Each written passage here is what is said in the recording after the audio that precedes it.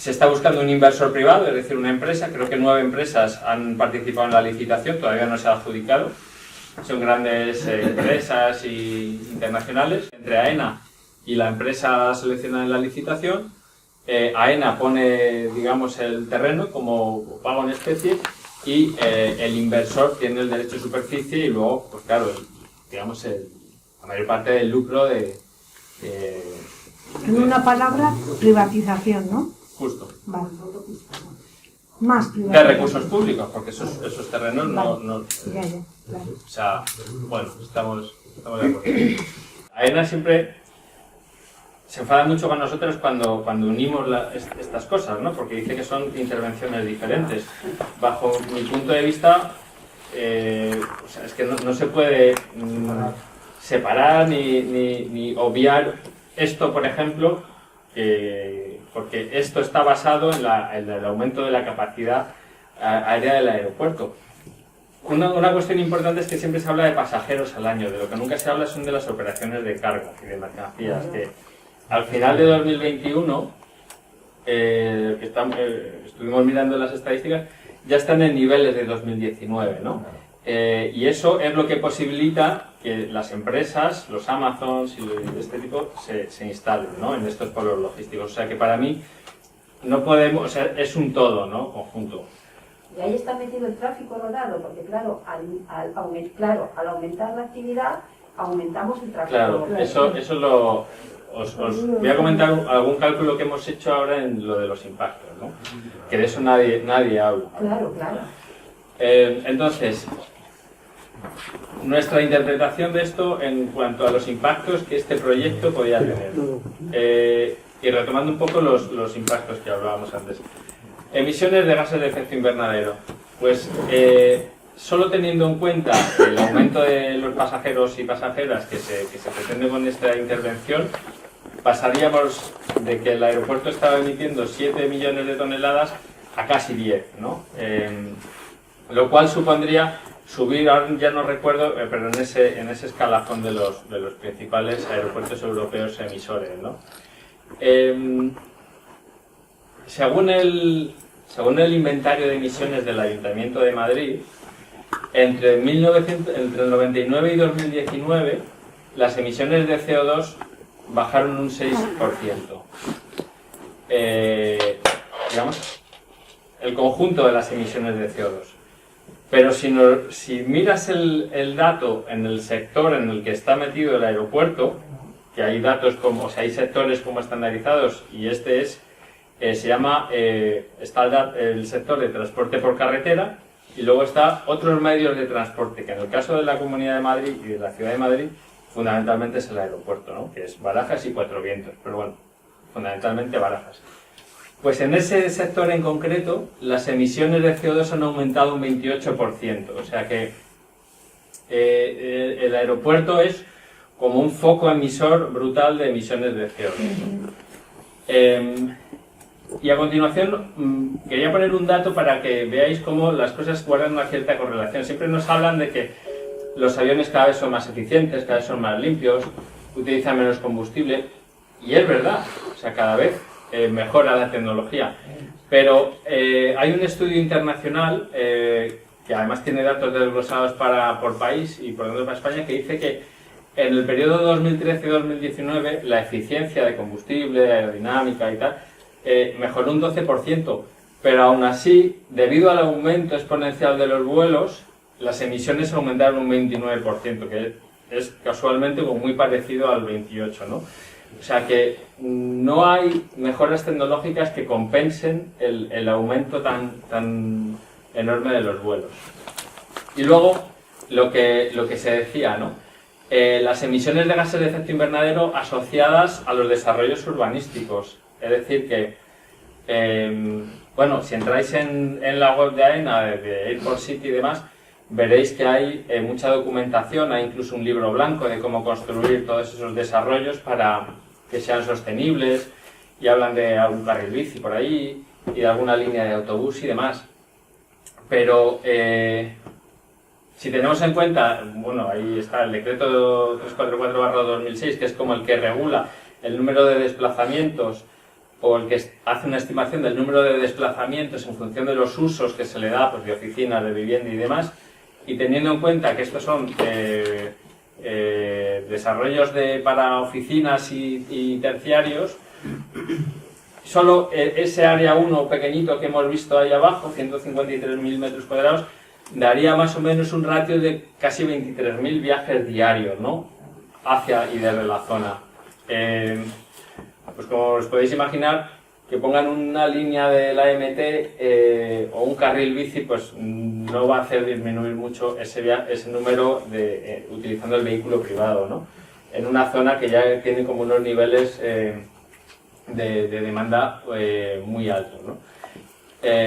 Por tanto, eso es una cuestión que habría que pedir que se cuantifique y que se evalúe mucho mejor, porque os imagináis toda esa zona azul turquesa llena de oficinas, hoteles y demás, pues lo que supondría para la movilidad y en cuanto a emisiones. Contaminación atmosférica, porque es muy importante distinguir entre gases de efecto invernadero, que son los que producen cambio climático, y contaminación atmosférica, que son los que no producen realmente cambio climático, pero sí empeoran la calidad del aire, ¿no? Según los inventarios de emisiones de la Comunidad de Madrid, Barajas es el principal foco emisor único de óxidos de nitrógeno de la Comunidad de Madrid. Digo único porque no es la principal causa de óxidos de nitrógeno, que es el transporte por carretera, y luego las calefacciones. Pero sí, como foco único, unitario, es el principal emisor, ¿no? Y de hecho da lugar a que, por ejemplo, zonas cercanas, como hablábamos antes, estén como muy sometidas o muy impactadas por ese tipo de emisiones. Ahí pongo una noticia del año pasado de la SER que decía que Coslada está más contaminada por NO2 que Madrid. También según el inventario de emisiones de la Comunidad de Madrid, entre el 99 y 2018, los óxidos de nitrógeno del sector, otros modos de transporte, o sea, del aeropuerto, aumentaron un 176%, ¿no? Lo que es un dato, en el gráfico que he puesto ahí es la línea azul. La roja es la de óxidos de carbono. Esto es muy importante porque el aeropuerto es como un polo tractor de las emisiones, o sea, el 42,5% de las emisiones de toda la Comunidad de Madrid son óxidos de nitrógeno, ¿no? Entonces, es como muy clara la relación que tiene entre ambas cuestiones. Hoy, por ejemplo, estaba hablando con un compañero experto en calidad del aire que me comentaba que aquí en Barajas hay dos estaciones del Ayuntamiento de calidad del aire, la de Barajas Pueblo y la de urbanización Embajada. Sí. Sí. ¿Cómo hablamos? ¿Dónde está Eh, eso? Lo- La Alameda del Sur. Ahora al sur al final. Y entonces me decía que la estación de Barajas Pueblo algún año ha dado alguna superación y demás, pero se mantiene muy en la media, pero que sin embargo la de la urbanización Embajada, que mide partículas PM10, ahí da unos niveles muy elevados de forma continuada.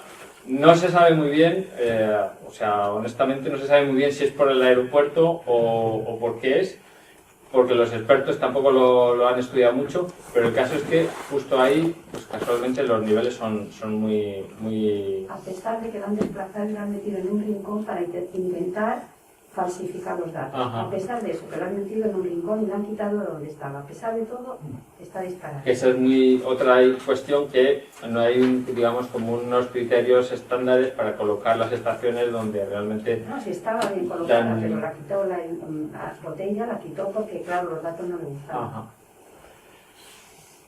Otra cuestión es la contaminación acústica. Bueno, que aquí hay gente que sabe mucho más que yo y lo sufre mucho más que yo que esto, ¿no? Pero, es que vemos, ¿no?, como actualmente y desde hace muchos años hay frecuentes incumplimientos de la normativa en cuanto a las configuraciones, los horarios, etcétera, de todas las operaciones. Y es que hay una cuestión que no conseguimos como que nos aclaren, y es qué mecanismos piensan poner en marcha desde AENA para reducir el impacto del ruido si lo que quieren es meter más operaciones, ¿no? Parece claro que a más operaciones va a haber más ruido, es una cuestión bastante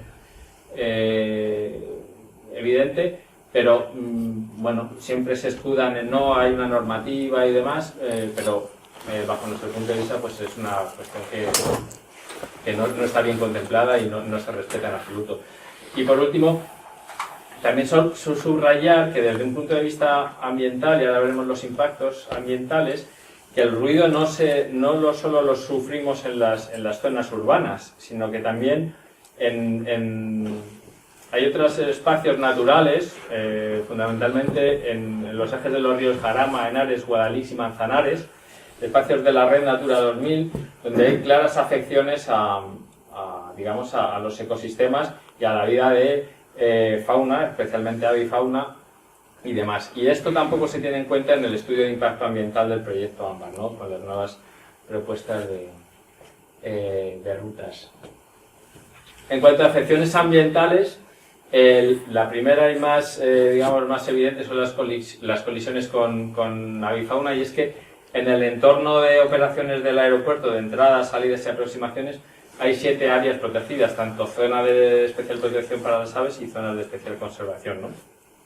Ahí he puesto 2 titulares, 2 recortes. El de la izquierda, que dice: Iberia alerta a los pilotos del riesgo de colisión con buitres en Barajas. Esto es una noticia del año 2006, o sea, hace ya unos cuantos años, ha llovido. Dice, y en la entradilla dice: las nuevas rutas de la T4 cruzan un espacio protegido para las aves. O sea que esto no es una cuestión de ahora, sino que llevamos muchos años luchando. Y la de la derecha es una noticia de octubre de 2021, o sea, hace bastante poquito, que es un día que un avión aterrizó en Barajas con un buitre negro empotrado en el morro de la nave, ¿no? Lo cual además es peligroso para las propias aeronaves, ¿no? y el desarrollo de los vuelos. Luego hay una cuestión interesante que es los sobrevuelos del Parque Nacional de Sierra de Guadarrama. Si vais por la sierra veréis muchas veces que hay aviones, sobre todo pues por la zona de, no sé, de Miraflores, Puerto Banús y tal, que se ven los aviones ahí como muy cerquita. La normativa estatal es que los aviones tienen la altitud mínima son 3.000 metros para sobrevolar parques nacionales, salvo en el Parque de la Sierra Nacional de Sierra de Guadarrama, que hicieron una reserva y la altitud mínima son 500 metros, ¿no? Eso hace, aunque no lo parezca, que los niveles de ruido y demás pues perturben muchísimo más la vida de la fauna, ¿no? en esta cuestión.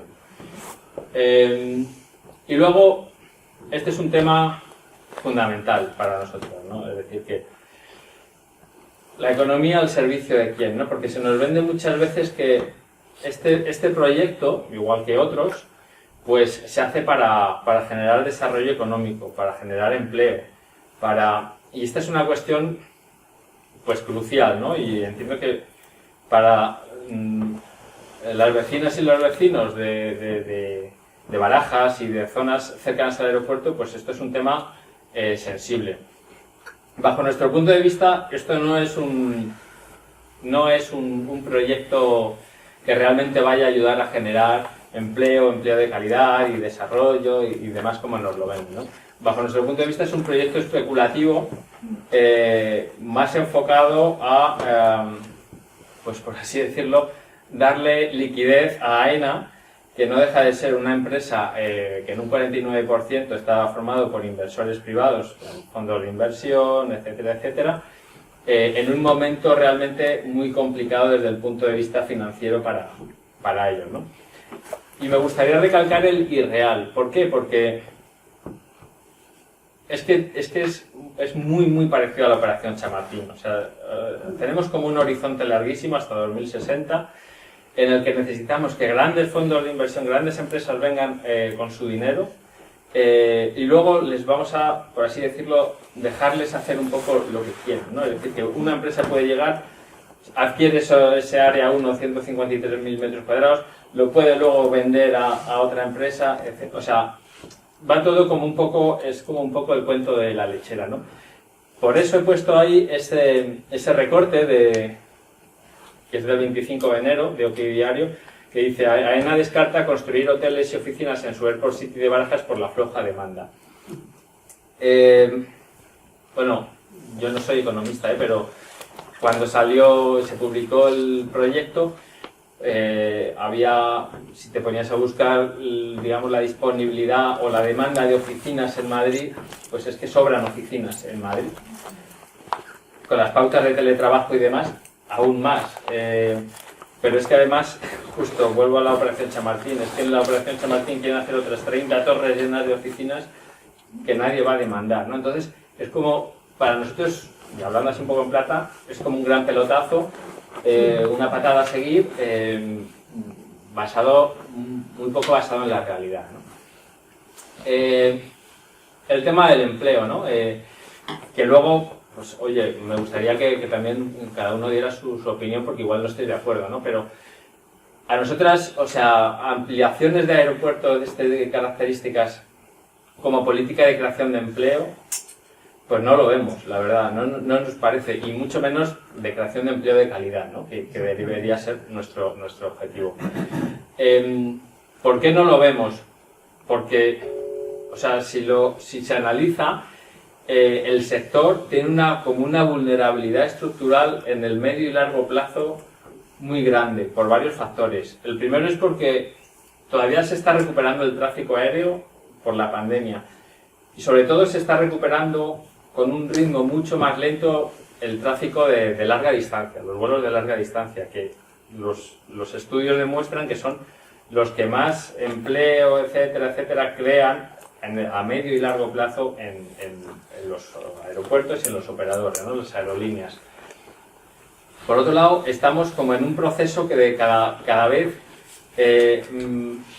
mayor restricciones a la actividad aeronáutica por cuestiones de cambio climático, etcétera, etcétera, ¿no?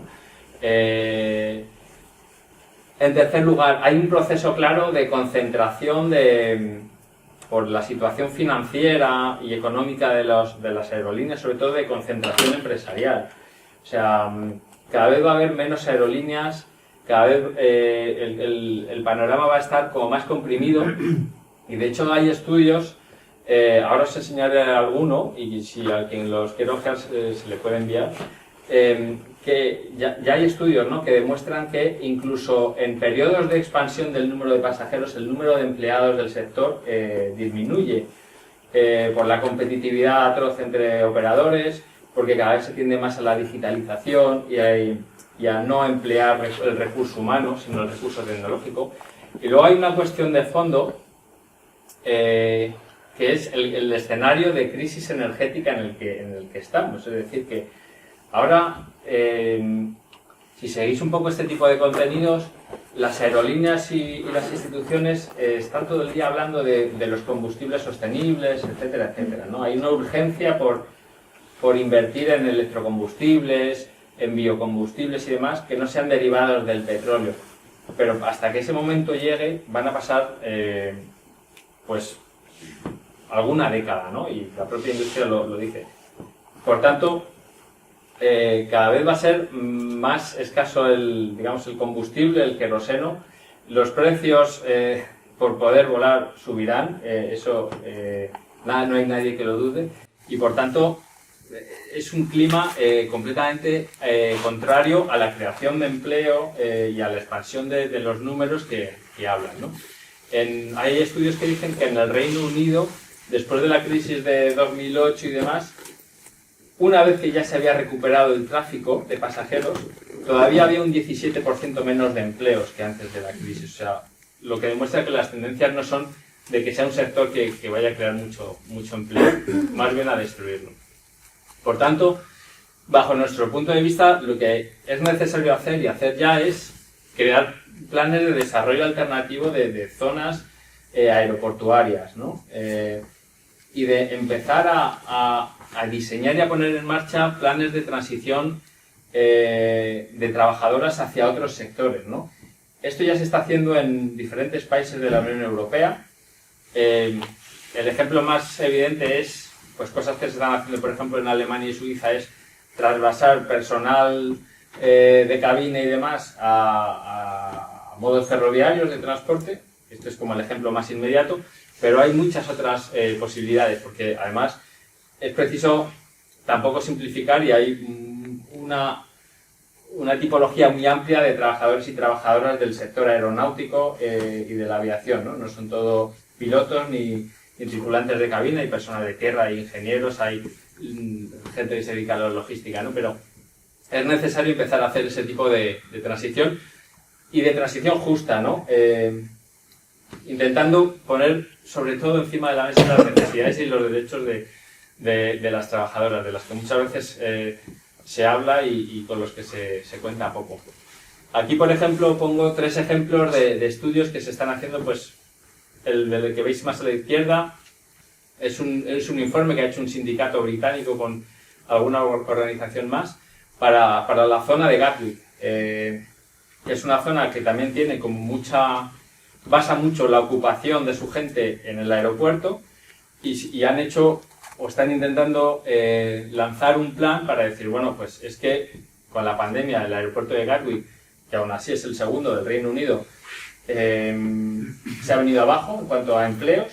Necesitamos hacer algo, o sea, necesitamos transferir empleos a otros sectores y con una vista a medio o largo plazo, ¿no? Empleos en la economía verde, etcétera, etcétera, en otros medios de transporte. El del medio también es un estudio que se ha hecho en Reino Unido, muy interesante, que habla de que si se reduce el transporte aéreo, se potencia el transporte ferroviario y se promueven una serie de sectores alrededor de la reducción de emisiones del sector aéreo, pues eso, producir nuevos combustibles, se podrían producir o generar muchos empleos cualificados, ¿no? Y sitúan un ratio de que por cada empleo que se perdería en la aviación se crearían unos 3 nuevos, ¿no? En otros sectores. No dejan de ser de ejercicios teóricos, pero que nos parecen interesantes porque no podemos seguir como alimentando este sistema hasta que nos peguemos el golpe, ¿no? Con la realidad. Y la última es una guía que también ha sacado un sindicato con varias organizaciones sobre cómo implicar a las trabajadoras del sector aeronáutico y de la aviación y a sus sindicatos para buscar nuevos modelos, ¿no? Por último, y ya para acabar y dejar paso al debate, como conclusión, para nosotros este no es un proyecto, digamos, de interés general.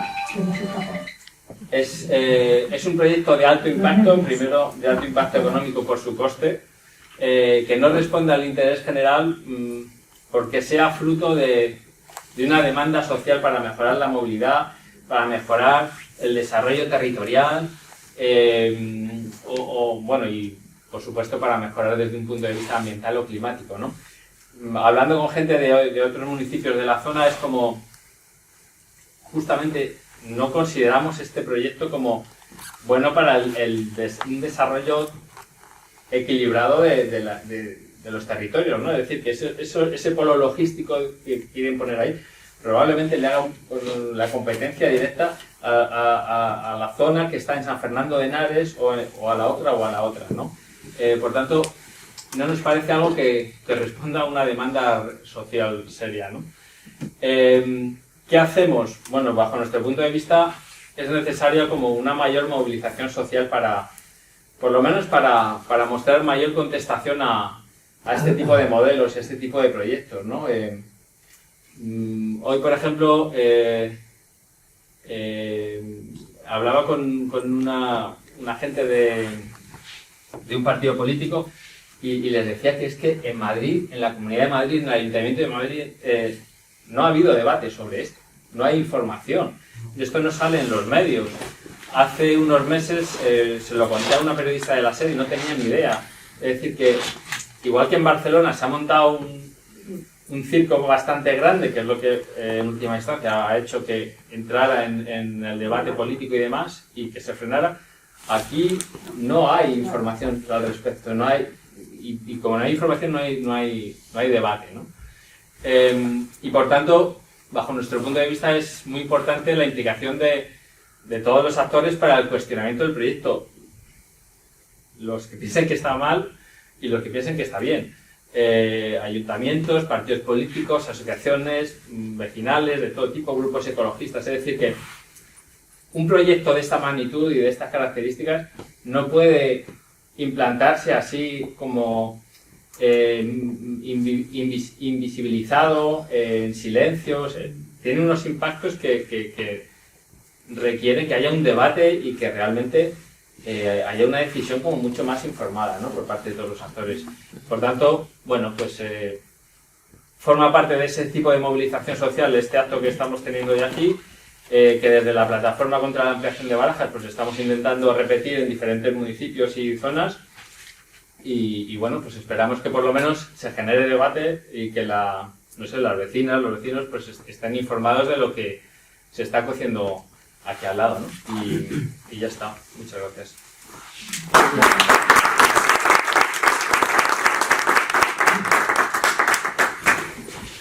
Pues si os parece abrimos un turno de palabra. Sí me gustaría comentar que has mencionado el tema de la importancia de la implicación de los ayuntamientos, que por ejemplo en San Fernando sí contaron con la presencia, y no solo la presencia sino el apoyo de su alcalde. Nosotras hemos enviado una invitación a la Junta Municipal de Barajas para que hiciese extensiva a quien considerase en el ayuntamiento, y simplemente no hemos recibido respuesta.